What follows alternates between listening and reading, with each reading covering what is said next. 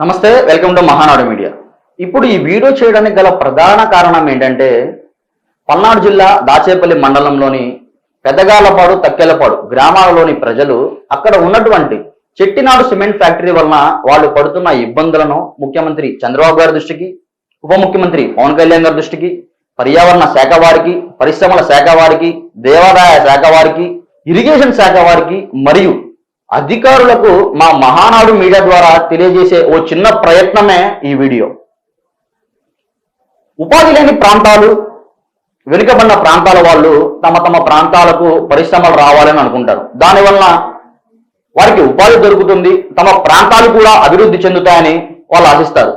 అదేవిధంగా పల్నాడు జిల్లా దాచేపల్లి మండలంలోని పెద్దగాళ్లపాడు, తక్కెళ్లపాడు గ్రామాల్లోని ప్రజలు కూడా తమ గ్రామాలకు పరిశ్రమ వస్తుంది, దానివల్ల మాకు మా పిల్లలకు ఉపాధి దొరుకుతుంది, మా గ్రామాలు కూడా అభివృద్ధి చెందుతాయి, మా కుటుంబాలలో వెలుగు వస్తాయి అనుకున్నారు.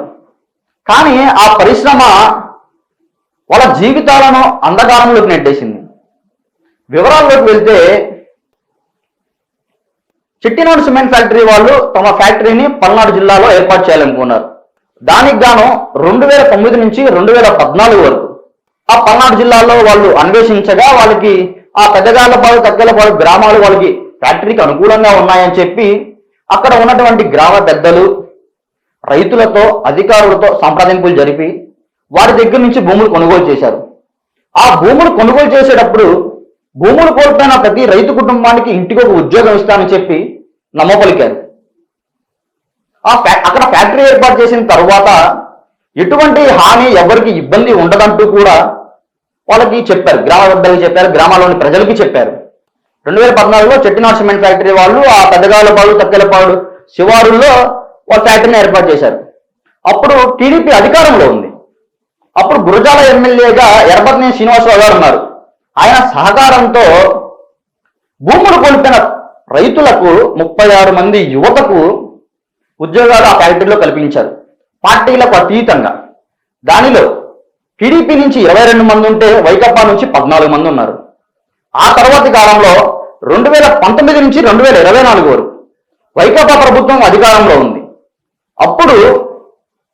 అప్పటి ఎమ్మెల్యే, గురజాల ఎమ్మెల్యే కాసు మహేష్ రెడ్డి ఎవరైతే ఆ ఫ్యాక్టరీకి భూములు ఇవ్వలేదో వాళ్ళందరినీ, తమ కార్యకర్తలను, అధికారాన్ని అడ్డు పెట్టుకొని ఆ ఫ్యాక్టరీలో 46 మంది యువతకు ఉద్యోగాలు ఇప్పించారు. కేవలం వైకాపా కార్యకర్తలకి. ఎవరైతే భూములిచ్చి ఉపాధి కోల్పోయారో వాళ్ళకి మాత్రం ఉద్యోగాలు ఇచ్చిన దాఖలాలు లేవు. ఇప్పటికీ కూటమి ప్రభుత్వం ఏర్పడి 9 నెలలైనా ఈ చెట్టినాడు సిమెంట్ ఫ్యాక్టరీ మీద, యాజమాన్యం మీద వాళ్ళు ఇలా పలుసార్లు వెళ్ళి మాకు ఉద్యోగాలు రాలేదు అని చెప్పి ఇక్కడ ప్రజాప్రతినిధులకు కానీ, అధికారులకు కానీ దృష్టి గారికి తీసుకువెళ్ళినా వాళ్ళ దగ్గర నుంచి ఎటువంటి స్పందన కూడా లేదు. ఉద్యోగాల సమస్య ఒకటైతే, ఆ ఫ్యాక్టరీ నుంచి వచ్చే డస్ట్ ఏదైతే ఉందో ఆ చుట్టుపక్కల ఉన్న 200 ఎకరాల పొలాలకు, 200 ఎకరాలకు పంటకు నష్టం కలిగిస్తుంది. అక్కడి నుంచి వచ్చే డస్ట్ ఏదైతే ఉందో అది అక్కడ ఎక్కువగా మిర్చి సాగు చేస్తూ ఉంటారు. అక్కడ ఉన్నటువంటి రైతులు మిర్చిని సాగు చేస్తూ ఉంటారు. ఆ ఫ్యాక్టరీ నుంచి వచ్చే దుమ్ము, ధూళి ఆ 200 ఎకరాలకు వ్యాపించి దుమ్ము, ధూళి ఆ కాయల మీద పేరుకుపోతుంది. దానివల్ల కాయలు కోయడానికి రైతు కూలీలు కూడా ఎవరు రావడం లేదంట. ఎక్కువ కూలీ ఇస్తాము, వచ్చి మా పొలంలో పనిచేయండి అంటే అక్కడికి రావడానికి కూడా కూలీలు భయపడుతున్నారంట.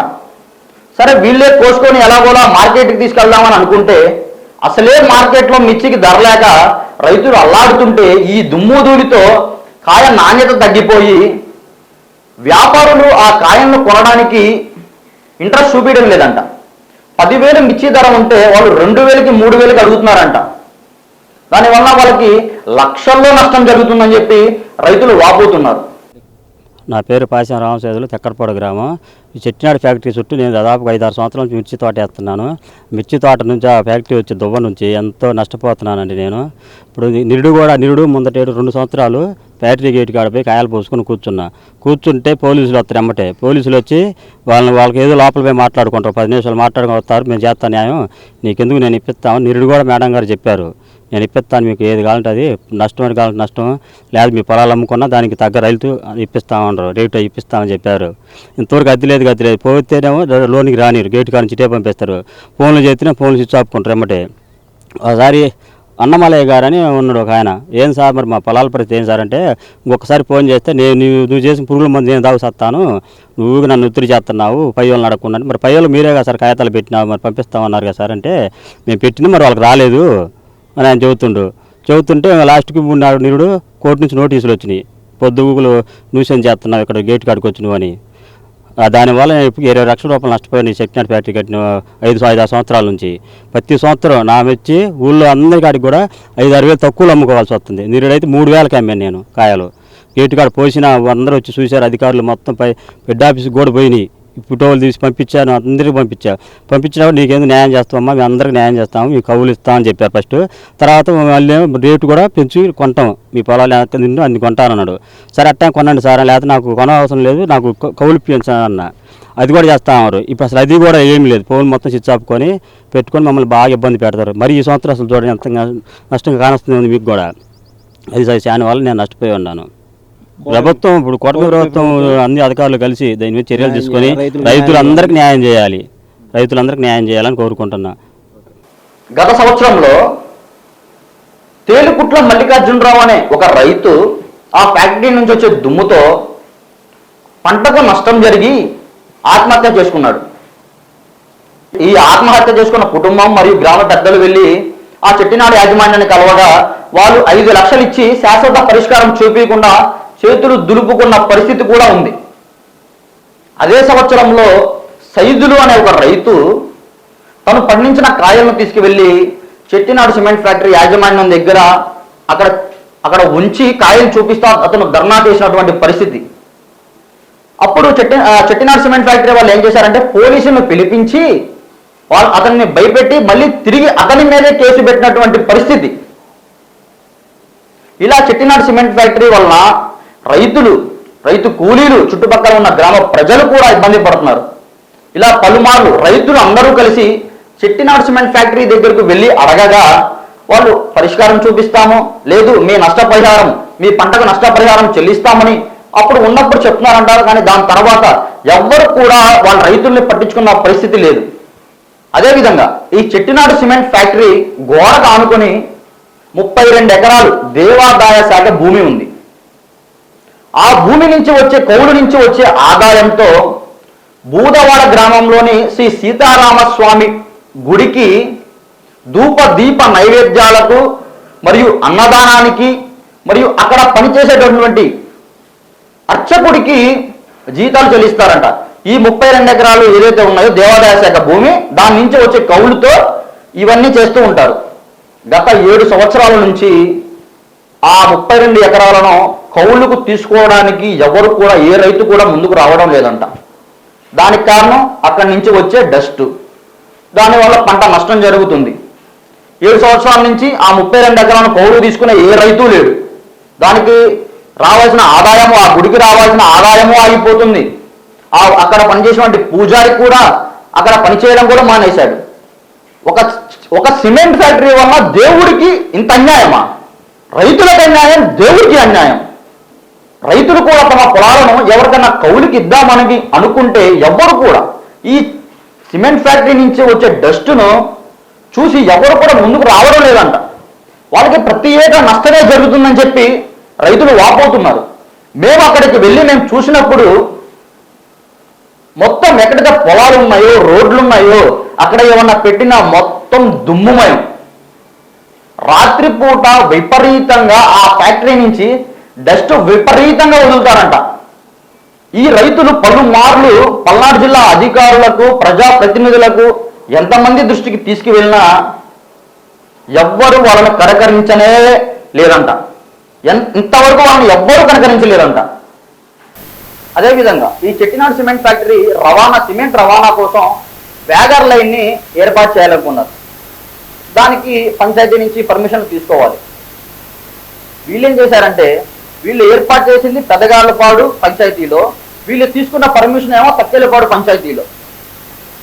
వీళ్ళకి ఈ చెట్టినాడు సిమెంట్ ఫ్యాక్టరీ వాళ్ళకి అధికారులు అన్ని శాఖల వాళ్ళు సలాం కొడుతున్నారు వీళ్ళు చేసే పనులకి. దీనివల్ల ఎంత నష్టం జరుగుతుందో, ఎంతమంది ప్రాణాలు పోతున్నాయో పట్టించుకోకుండా ఈ శాఖల వాళ్ళు అందరూ కలిసి ఈ చెట్టినాడు సిమెంట్ ఫ్యాక్టరీ వాళ్ళకి సలాం కొడుతున్నారు. ఇదొక సమస్య అయితే, అక్కడ ఫ్యాక్టరీ దగ్గర ఉన్నటువంటి 8 ఎకరాల రజకుల భూమిని గత వైసీపీ ప్రభుత్వంలో చెట్టినాడు సిమెంట్ ఫ్యాక్టరీ వాళ్ళు, వైసీపీ నాయకులు, అధికారులు అందరూ కుమ్మక్కై ఆ 8 ఎకరాల భూమిని దొంగ రిజిస్ట్రేషన్లు చేపించి చెట్టినాడు సిమెంట్ ఫ్యాక్టరీ వాళ్ళకి అమ్మేసినటువంటి పరిస్థితి. ఇదొక సమస్య. ఫ్యాక్టరీ లోపల ఉన్నటువంటి 4 ఎకరాల ఇరిగేషన్ శాఖ సంబంధించిన భూములను ఆక్రమించుకొని అక్రమ కట్టడాలు కూడా కట్టారంట. ఇవన్నీ మరి రెవెన్యూ అధికారులకు కానీ, పంచాయతీ అధికారులకు కానీ, ఆ పర్యావరణ శాఖల వారికి, దేవాదాయ శాఖ వారికి తెలీదా అంటే ఖచ్చితంగా తెలిసి కూడా వాళ్ళని వెనకేసుకొస్తున్నటువంటి పరిస్థితి. చెట్టినాడు సిమెంట్ ఫ్యాక్టరీ వాళ్ళని వెనకేసుకొస్తున్నటువంటి పరిస్థితి. ఇవన్నీ ఒక ఎత్తు అయితే, పెద్దగాళ్లపాడులోని బీసీ కాలనీకి కిలోమీటర్ దూరంలో ఈ చెట్టినాడు ఫ్యాక్టరీ వాళ్ళకి మైనింగ్ పాయింట్ ఉంది. అక్కడ జరిగే భారీ బ్లాస్టింగులకు ఈ బీసీ కాలనీలోని ఇల్లు, అక్కడ ఉన్నటువంటి రోడ్లు, అక్కడి నుంచి వచ్చే వైబ్రేషన్కు క్రాకులు ఇస్తున్నాయి. ఆ బీసీ కాలనీలో 110 ఇళ్ళు ఉంటే ప్రతి 5 ఇళ్లకు ఒక ఇల్లైనా సరే పూర్తిగా క్రాకులు ఇచ్చినటువంటి పరిస్థితి. కొన్ని ఇల్లులు అయితే మరీ అధ్వానంగా ఉన్నాయి. కాయ కష్టం చేసుకొని, కూలీనాలి చేసుకొని వాళ్ళు ఇల్లులు కట్టుకుంటే ఆ ఫ్యాక్టరీ వాళ్ళు చేసే బ్లాస్టింగ్లకు వీళ్ళ ఇల్లు నాశనం అవుతున్నాయి. అక్కడ ఉన్నటువంటి ప్రజలు అన్నం తినే సమయంలో బ్లాస్టింగ్లు జరుగుతాయంట. ఆ బ్లాస్టింగ్ దెబ్బకు భయంతో వీళ్ళు ఏదో జరుగుతుంది, ఇక్కడ భూకంపం వస్తుందేమో అని చెప్పి బయటకు వెళ్తున్నటువంటి పరిస్థితి. భయంతో ఎప్పుడేం జరుగుతుందో తెలియక రాత్రిపూట విపరీతంగా బ్లాస్టింగ్లు చేస్తారంట.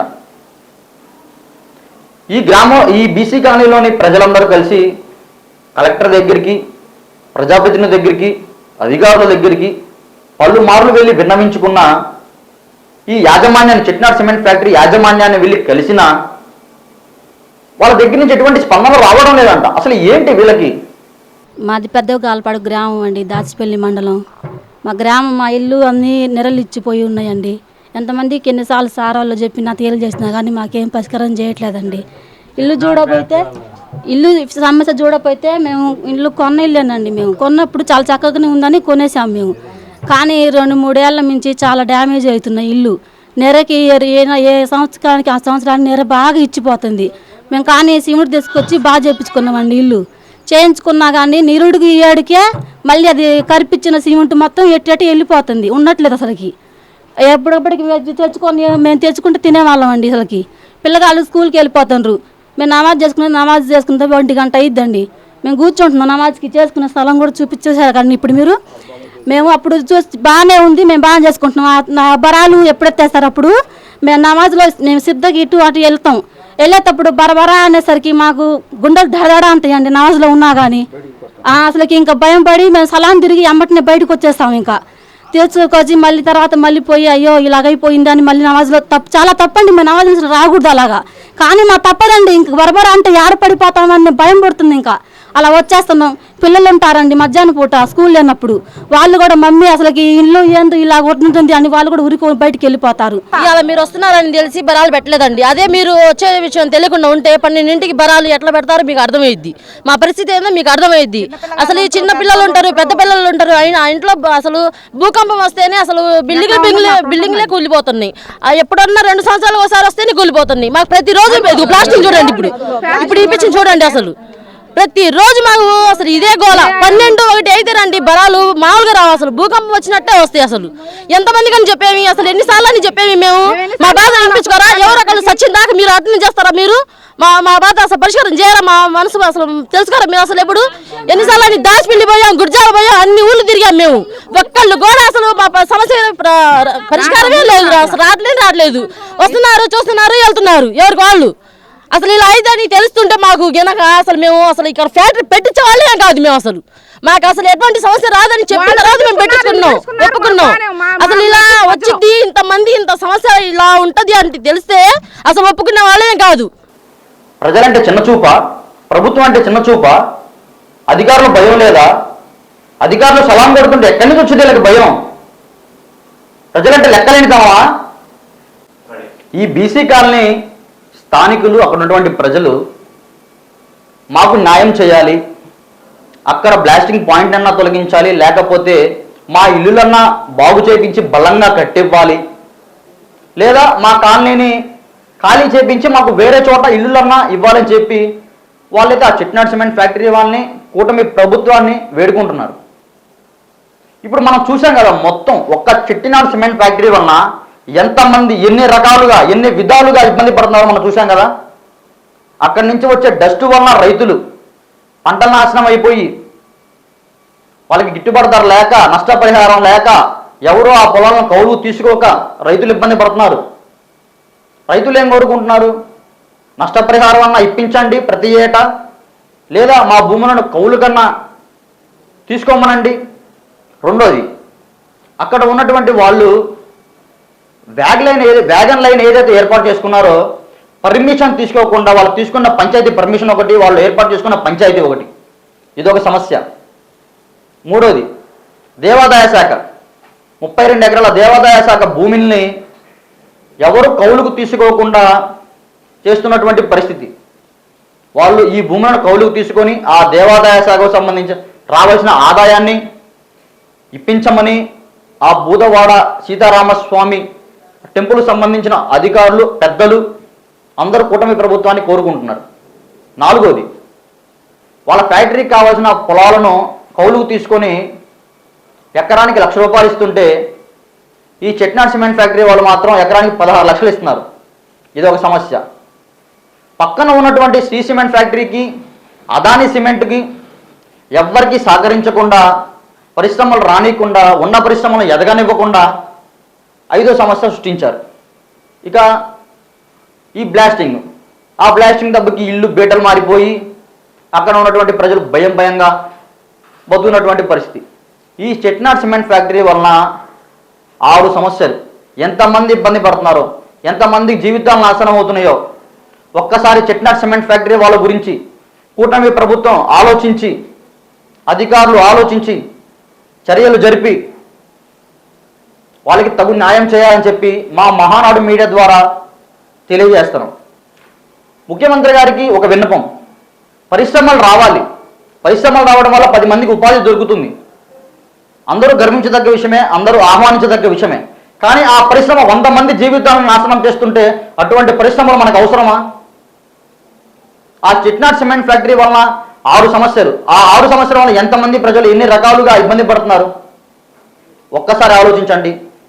ముఖ్యమంత్రి చంద్రబాబు గారికి, ఉప ముఖ్యమంత్రి పవన్ కళ్యాణ్ గారికి, దేవాదాయ శాఖ వారికి, పర్యావరణ శాఖకు, పరిశ్రమ శాఖకు, ఇరిగేషన్ శాఖ వారు మరియు అధికారులు అందరూ ఒక్కసారి ఆలోచించి ఆ చెట్నాడ్ సిమెంట్ ఫ్యాక్టరీ వాళ్ళతో సంప్రదింపులు జరిపి వాళ్ళ వల్ల ప్రజలు, చుట్టుపక్కల ఉన్నటువంటి ఫ్యాక్టరీలు, రైతులు ఇబ్బంది పడుతున్నటువంటి సమస్యలను పరిష్కరించి వాళ్ళకి తగు న్యాయం చేయాలని చెప్పి మా మహానాడు మీడియా ద్వారా మీ అందరికీ తెలియజేస్తున్నాం.